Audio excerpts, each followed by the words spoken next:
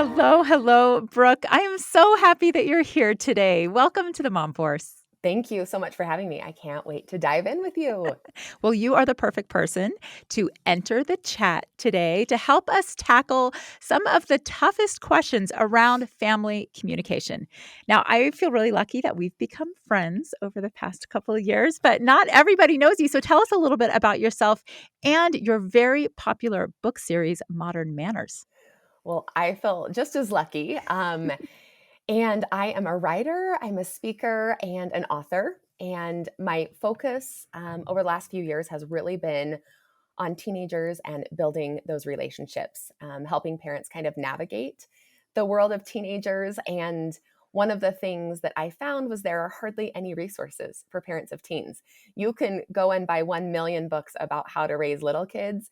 But when we really need it, there is very little out there. And I'm really passionate about helping teens feel successful and be successful. And one of the reasons why I created the books I created was because they kind of have two purposes. And one is to increase connection and communication in families. And then the other is to give teenagers the skills to be successful in a modern world. And they are called 52 Modern Manners for Today's Teens. And there are 2 volumes. So And you have teenagers yourself. Tell us about your kids. yes, I do. Well, my oldest just turned 20, so he is no longer a teenager. But then I have one who's almost 18, a 16-year-old, and an 11-year-old, which I guess is considered a tween. So I'm still pretty like in deep in that stage. So Well, I feel like in this modern day, kids are growing up so fast. So yeah, these 11-year-olds are dealing with things that we did not have to deal with when we were 11. Kids are yeah, growing up fast. And when you're asking about why aren't there more books for teenagers, the thought dawned on me. I think parents get burned out. Like when you first get a baby, you're so eager and you just want to learn everything. And at least I did. I bought oh all the yeah, books and absorbed totally. everything. And by the time I had teenagers, I had other babies and I was just like barely trying to survive. Yeah, I And I think think you're right.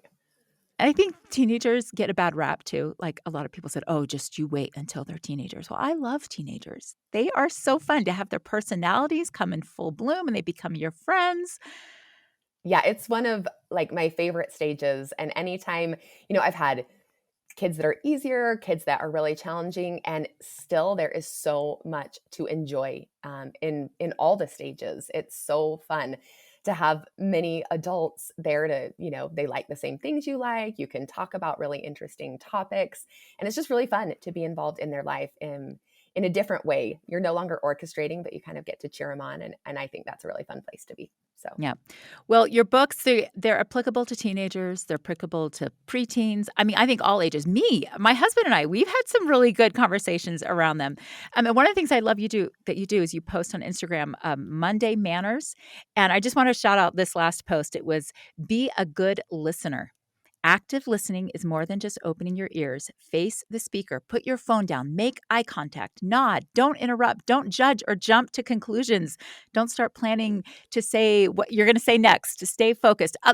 So many great actionable strategies there because listening is crucial to good communication. And I am guilty of this too. Like I'll be having a conversation. I meet like, oh, I want to tell them the story. Oh, I've got this good thing to say. And all of a sudden I'm like, I can't remember their name. I have no idea what they're talking about.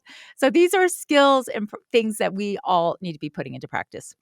yeah, I totally agree. It's funny. Sometimes people are like, oh, she probably just has the best manners. And I'm like, every time I flip that book, I'm like, oh, that's a good reminder for me. Oh, that's a good reminder for me. We just did celebrate others. And it was a good reminder for me. Like I had a few jealous feelings and I was like, no, no, no. Like that's not who I am. I'm someone that celebrates others. And so I get reminded each week too. I think they're great for all ages. So none of this is one and done. It's an ongoing process. And as we grow and mature, we are facing new experiences. And sometimes you have to learn these things all over again for that stage of life. Well, I want to dig right into some of the questions we got from our Mom Force community.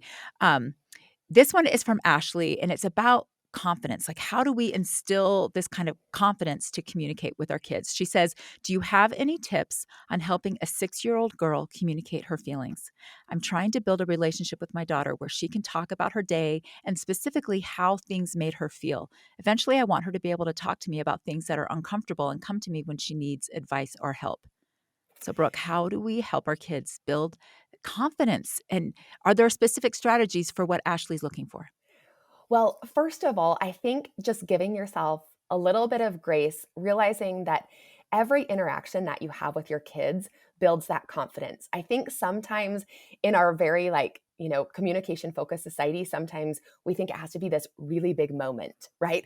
Well, we have to have the deep conversation and they have to share their feelings all the time. But what I've noticed is when you continuously connect with your kids, then when they need to, they're able to share their feelings. They're able to share those moments. They've put so many experiences with their parents in the bank that when it's time for them to withdraw, there's plenty to withdraw on. So that was my first thought. My second thought is it's really important what our reactions look like. And I think Mm, sometimes we don't realize that with our kids, where if they maybe tell us something and we immediately jump to changing their mind, helping them see something different, sometimes they're like, yeah, like, I don't know that I want to tell, my parent this. Or one of my teens said once, to my husband, he was like, you give the worst first reaction. Like, it just makes me shut right down. And my husband wasn't meaning to do that, but it was just kind of this natural, like, he kind of like jokes and kind of pushes back. And what he realized was like that wasn't working for that relationship. It made yeah. my one son just be like, yeah, I'm not going to tell you, like that's annoying. I don't want to deal with that. Or sometimes, like, if he pushes too hard and a kid is just like wanting to share something surfacey, they're like, yeah, it's not worth even sharing at all. And so Yeah. I think that's really important to realize what your first reaction is. So, for example, if your 6-year-old comes to you and says, my friend wouldn't play with me at recess. And there's a really strong desire for a mom to say, that's okay. You have tons of other friends. It doesn't matter if she didn't want to play with you at recess. I'm sure you found lots of other people. The Yep. first thing you can do is say, wow, like that sounds really hard. How did you like that? Sounds sad. How did you feel? And then asking them, so what did you do? And then if they said, well, I sat by myself on a bench the whole recess, then it's a great time to jump in and remind them, you are so fun. There are so many kids that would like to play tomorrow. You know, what else would you like to do if Jane doesn't want to play with you tomorrow? Like, let's make a plan together. Instead of just making them feel like their feelings are silly or unimportant, really acknowledging like, wow, that is really a bummer to be alone at recess. And when we start with that acknowledgement, I think it allows our kids to open up and be open to finding solutions. And I think this works really well at any age. Well, as you're saying that, I realize I am guilty of this. And in the context of like one of my daughters will say, "Oh my gosh, I'm so ugly." Like, I don't want to validate that. I'm going to say, "No, you are not. What are you talking about? What do you do in a situation like that?" Yeah, I mean, some of those things are tricky, but I think it's important to be like, yeah, I totally feel ugly on days too. Like, I'm sorry you're having one of those ugly days. I feel that. I get Yeah. that.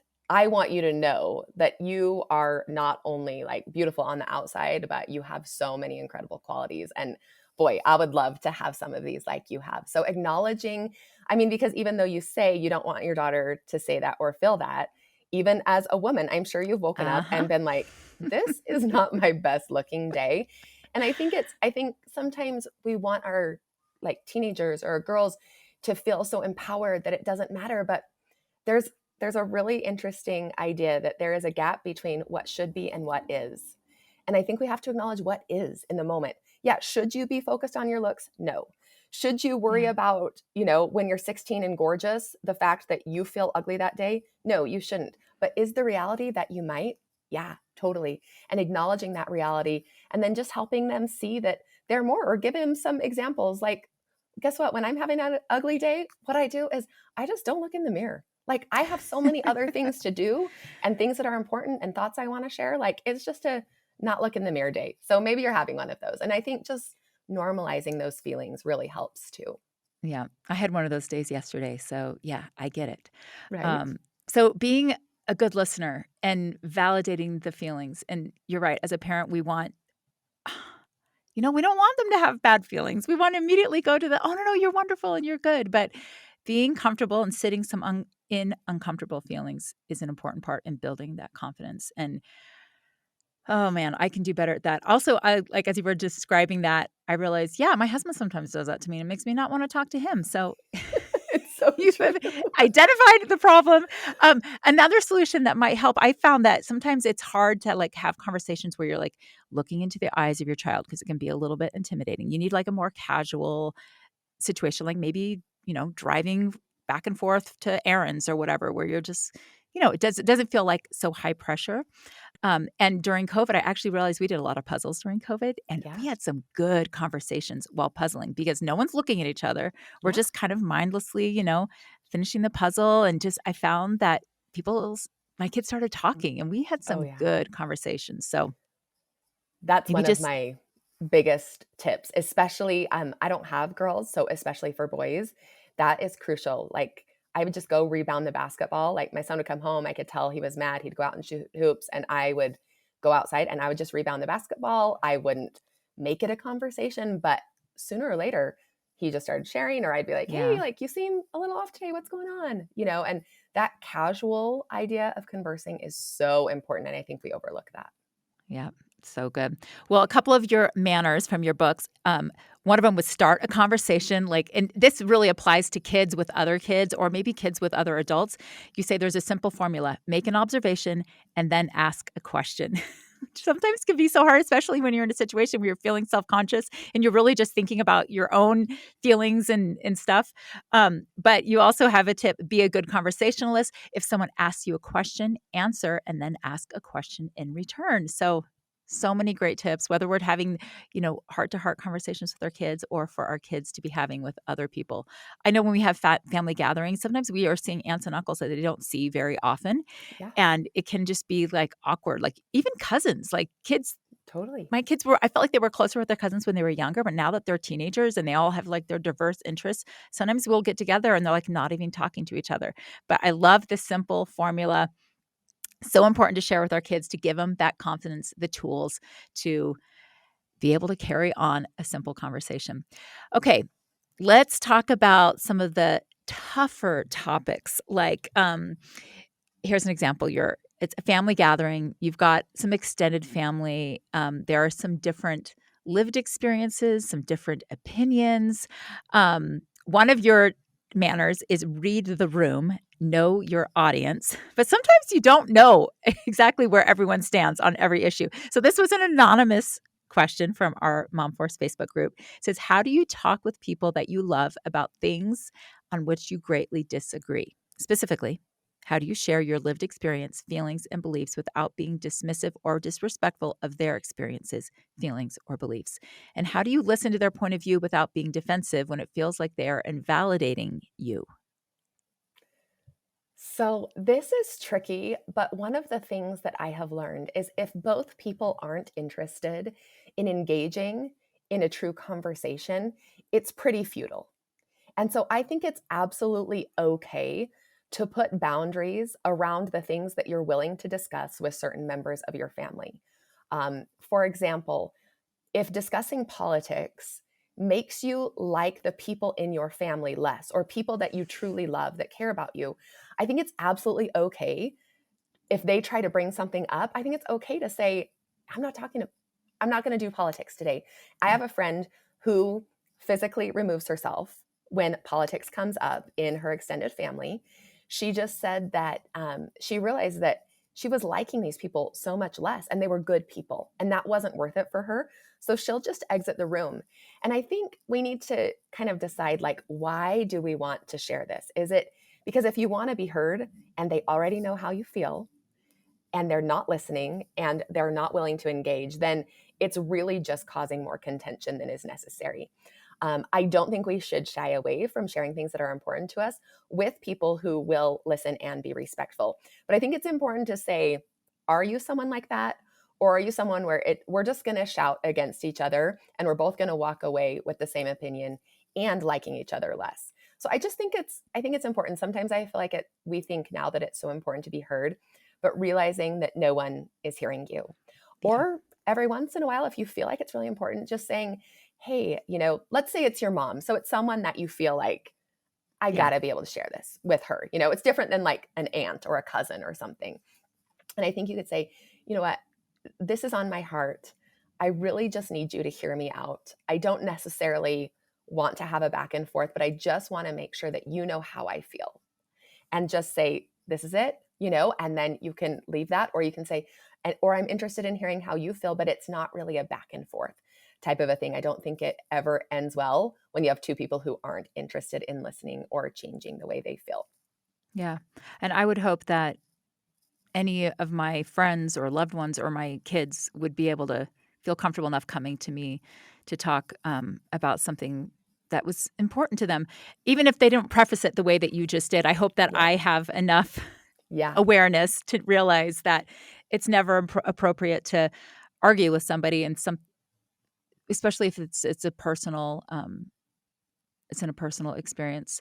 Um, that's so good. I know. I just thinking of so many scenarios where like, you want to be able to, like, "Oh, but this," and, "Oh, but you're wrong," or "Let me," but I think you're so wise, and, whether we're the ones that want to initiate the conversation or the ones listening, so many good things to think about. But you're right, there's some topics that maybe just don't don't go there. Read the Right. room. Read the room and just maybe It's find. not worth it. And I think especially with people who maybe aren't super close to you, like, is that battle Right. worth it? You know? So I mean, there are people who that's like their sport. That's their thing. They absolutely. love to go to battle. So if you got someone like Absolutely. that coming after you, just be like, "It's okay. Just leave the room." Yes, exactly. Oh, man. Okay, I wanna talk about texting because one of my favorite manners that you have shared with the world is about, replying to texts. So I wanna dig into that. But first of all, do you have a family text thread for your family? We do. Yes. Yep. What's it like? What do you love about it? What do you hate about it? Okay, so we have it just for, like, my own little family, and well, so here's the funny thing is I have 4 boys and just 1 daughter-in-law, and so, like, they're not super big chatters.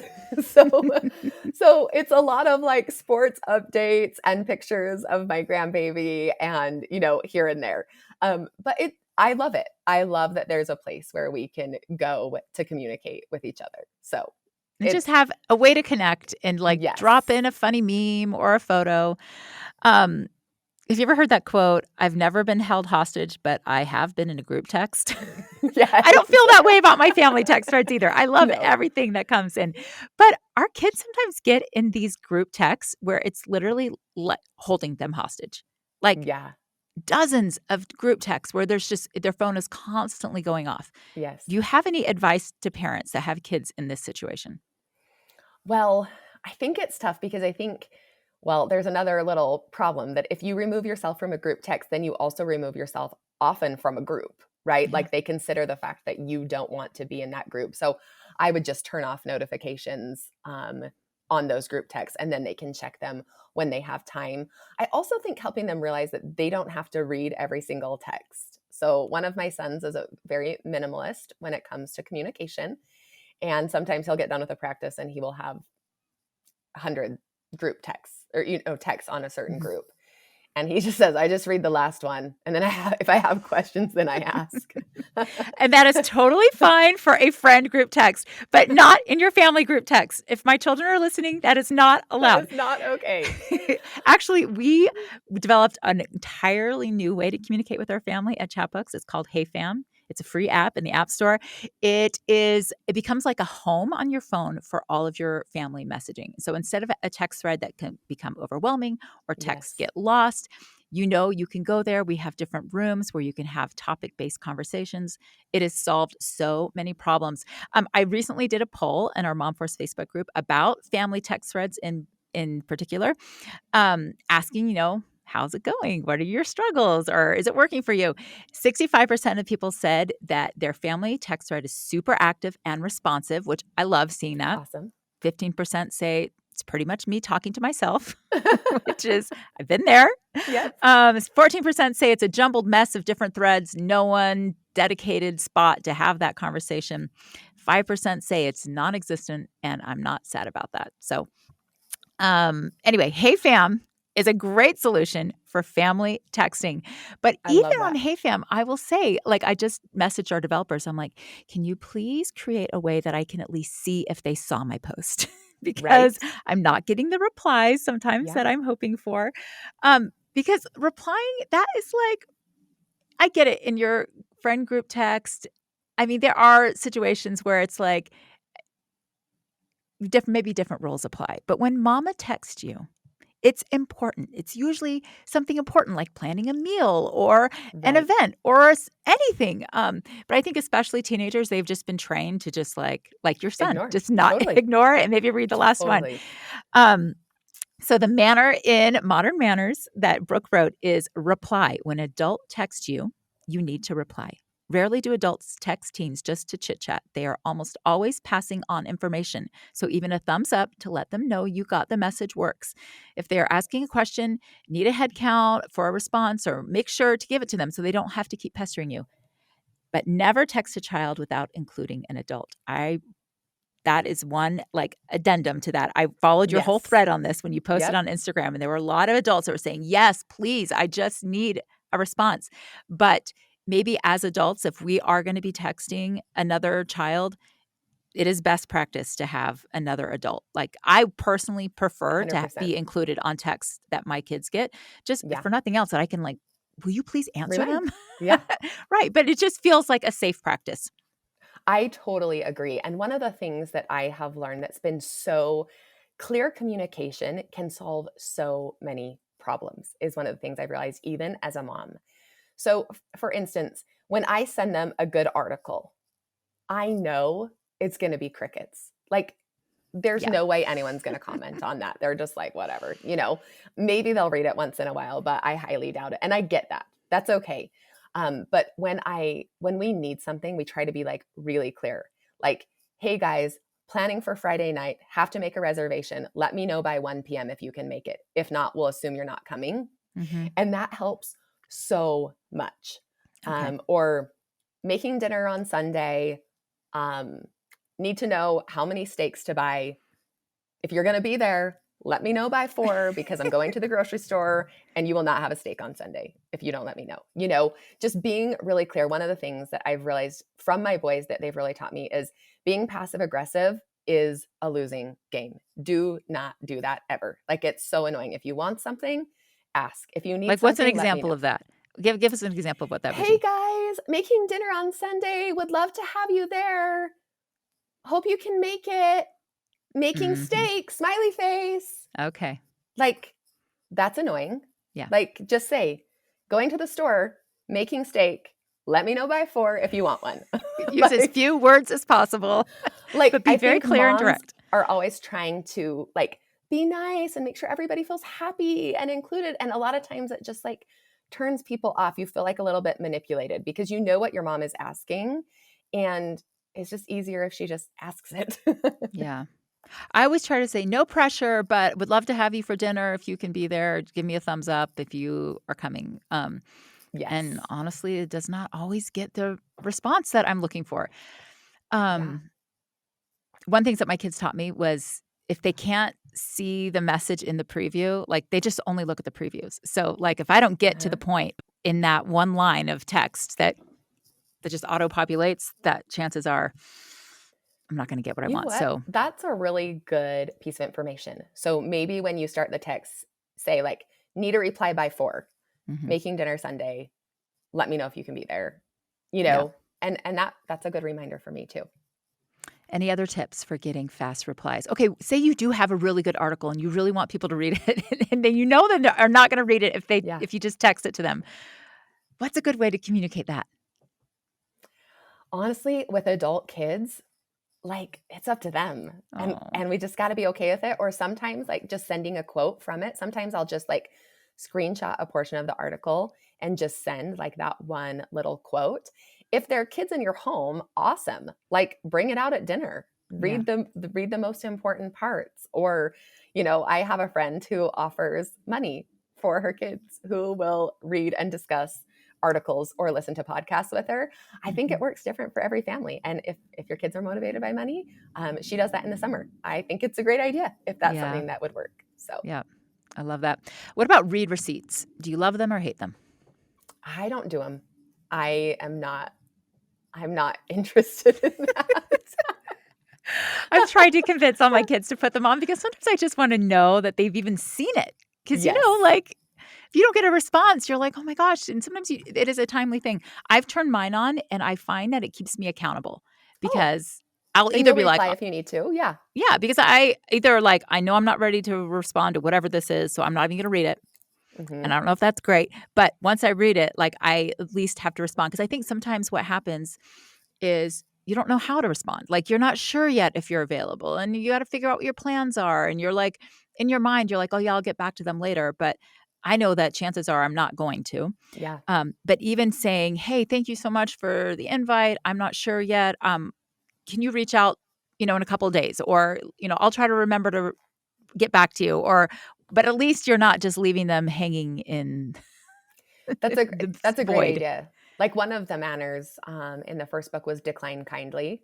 Yeah, I think sometimes our teenagers just don't know how to say no, and so they just ignore it. yeah, I think that's a problem, and teaching our kids early on that it's okay to say like, "I'm sorry, I can't make it," or "That sounds fun, but I won't be there," or "I have to check with my mom," whatever. yeah. Like I've heard horror stories about people trying to get babysitters Mm, and like just like no reply, no reply, no reply, and they're just like waiting for a better offer to see if they really have anything to do on Friday night, and if they don't, then they'll babysit.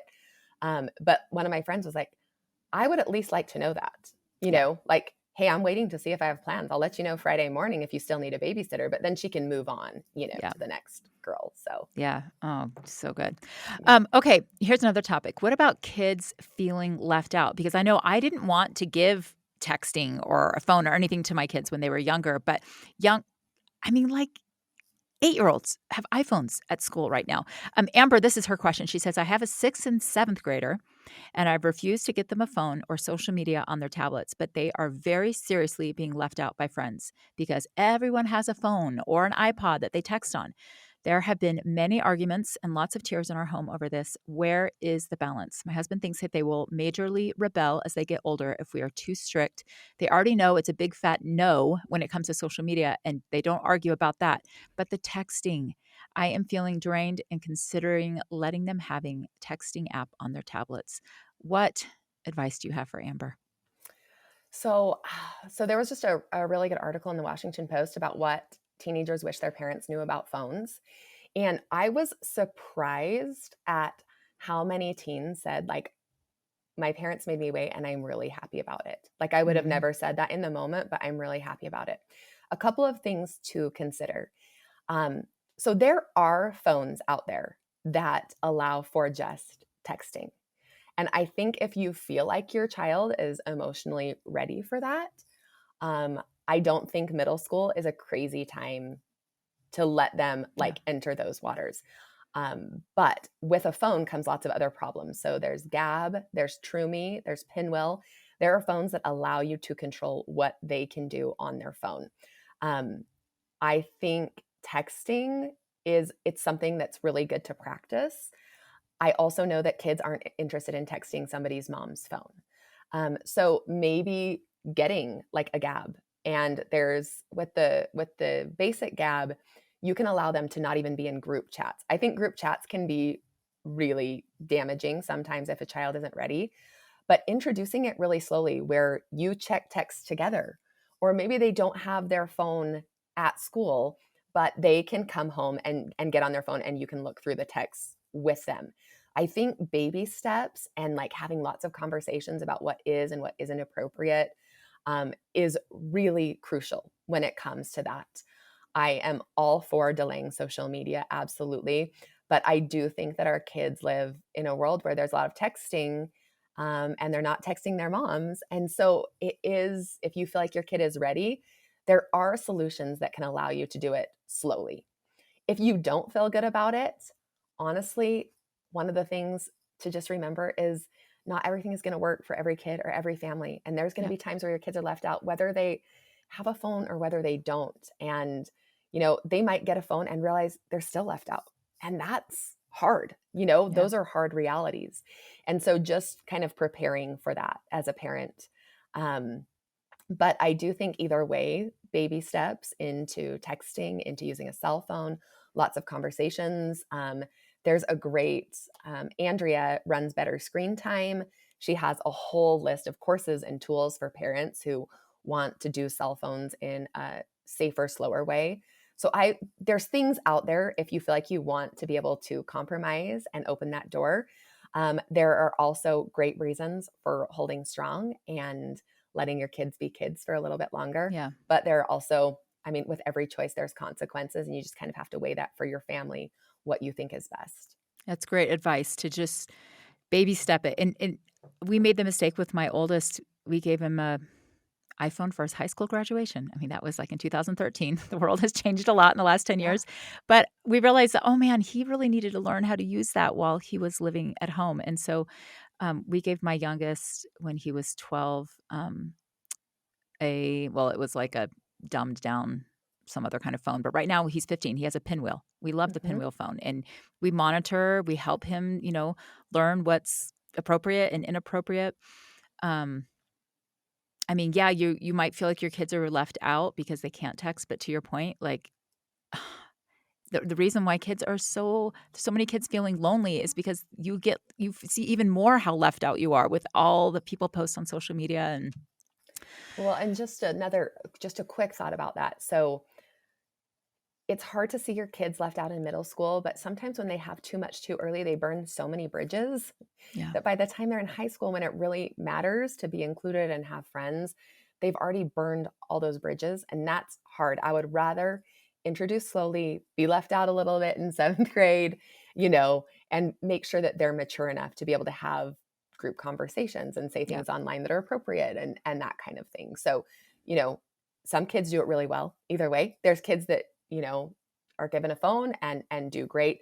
There's kids that are given a phone and crash and burn, and we just never really know until you're given that opportunity. So, Yeah. Such great advice. Okay, here's a question. What can my teen say when someone sends an inappropriate photo or video? so I actually did a post about this because this was a question that I received a lot over DMs. And so there are a couple suggestions that I will give. And if you want to reference that, you can go to my Instagram. But the first one is just to be really casual about it and just say, like, hey, I'm not into that. Like, just saying something. I think my teens have said that when people know you're not interested, they kind of stop. Mhm. Like, they're not going to try and keep going. They know that there's risks involved. So just saying something like, hey, I'm not into that, um, can be like the first step. If someone continues to send things, I think using parents is great. So if they come to you and say, hey, like, this person keeps sending me whatever, I think it's great for a parent to jump on the phone and just say, hey, I was texting or I was checking Jane's phone and I saw this. This isn't okay. And I want you to know if it happens again, I'll turn you in. Mm. And it's taken out of the kids' hands. It's up to the parents. Another great thing for kids to say is if somebody sends them something, just so you know, my parents check my phone every night. Please Yeah. don't send me that stuff or we'll both be in a lot of trouble. Kids don't want to get in trouble. Yeah. And if they know there's oversight, it can really, really help them in making better choices. Um, it's awesome if a kid is strong enough to be like, dude, you're a sicko. That's disgusting. If you do that again, like, I'm talking to somebody about it. That's awesome. I think most teens are not quite that confident and Yeah. ready to have those So use mom and dad conversations. as a cop out. Like they check my Absolutely. phone. And I love that you've brought that up because I think it's totally within our rights as a parent to check their phones. Like I Yeah. know that I've heard kids say, "That's an invasion of my privacy." Well, no, I bought that phone for you. It is something a tool that I've given you to use in my home.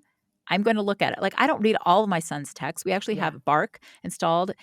So if there are words related to drugs, weapons, racial discrimination, like hate speech, we get alerts, and then we'll be like, "Oh, okay, let's What's going let's on? take a peek." We don't Yeah. read everything, but I think it's a good practice, especially as they're starting out, to just scan.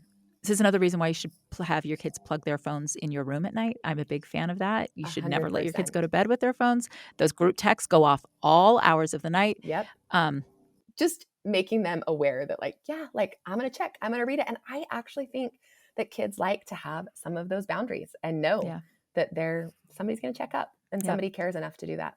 This actually reminds me of something that Anna McFarland said when she was on the podcast earlier, because kids are going to see stuff, but like, Absolutely. how do we hope that they respond? This is what she said. You can't avoid it. It's going to happen. They need to feel like they can come talk to you.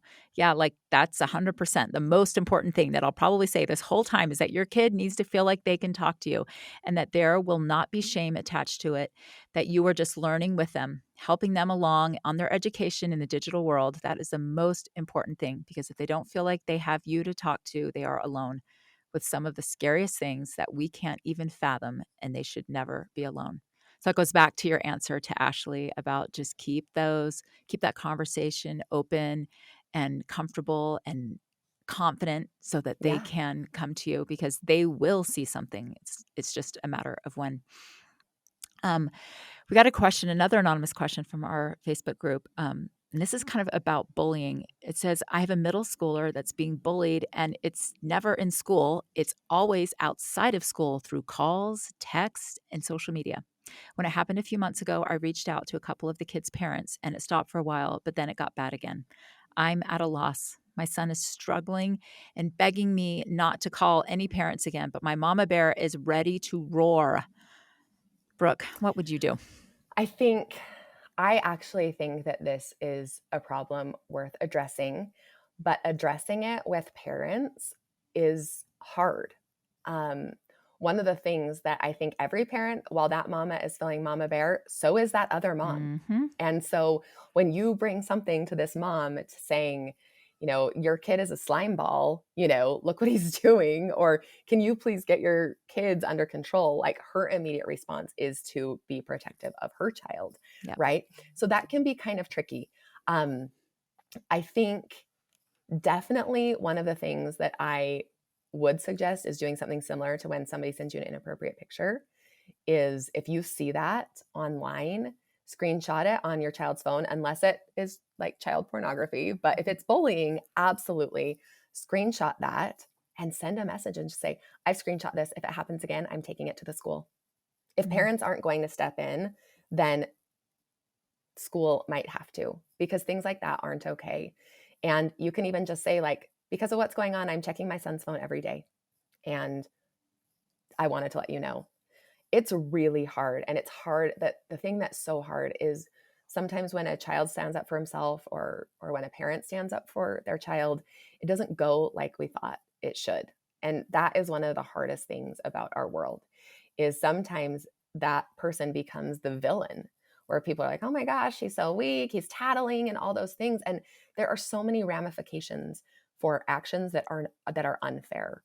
um, if it's really bad and something they don't think they can handle, I would consider alternative situations if they're making your child's life miserable. Yeah. Um, that's not something that any teenager should have to do. They shouldn't have to walk into school every day and know that people are going to try to attack them, that they're talking bad about them behind their backs, especially when it's something that they haven't done, or even if it's something that they have done. That's like a really hard road to walk. So I would be very serious and deliberate. I think it's really important to talk to your child about how they feel. Sometimes as parents we feel especially protective and our kids are actually okay. Yeah. um, I know there's some parents that have jumped in prematurely, and because of things they saw online, when actually it was going to blow over and it was just girls being jerky, and then they were going to be friends later, but because of the drama that got involved with parents, it exploded. And so making sure you're involving your child in what they would like you to do. But sometimes as a parent, if it's significant, you're going to have to step in, make sure you protect them and their mental health and offer them other solutions, Yeah. so that they know somebody's looking out for them. Sometimes it can be best for them to just work it out on their own with your advice and your, Hmm. oversight. But yeah, depending on the severity, that's there is a time and a place for mom to step in. And I will say my general rule is to stay out of all of the friend drama that my kids have been in. And there's only one time in raising my 7 kids that I've ever intervened, and Hmm. it was necessary. And in fact, my daughter, she was just talking to me about it the other day. Like, I cannot believe you did that. But, Yeah. it was necessary in the moment. Um, and I think that we will all know if we are being honest with ourselves, if it's just a mama bear knee jerk reaction or something really serious or important. I I think think too, sometimes. like, Oh yeah, go ahead. if a lot of it is online, like, you know, you can create the online experience that you want to have, block those kids, block their phone Yep. numbers, block them on social media, get off social media. Like sometimes I think we want everyone to like solve the problem for us when we're not willing to take some of those steps. Like if social media is a harmful place for your child to be, 1,000,000% take a break, delete the account. It's not worth being there. Block the phone numbers. And you know what? If they're being jerks, you're not going to see it. And although that doesn't sound like the best solution, sometimes it's enough to be able to like get through the day, let something pass, and look for different friends or people that actually value you.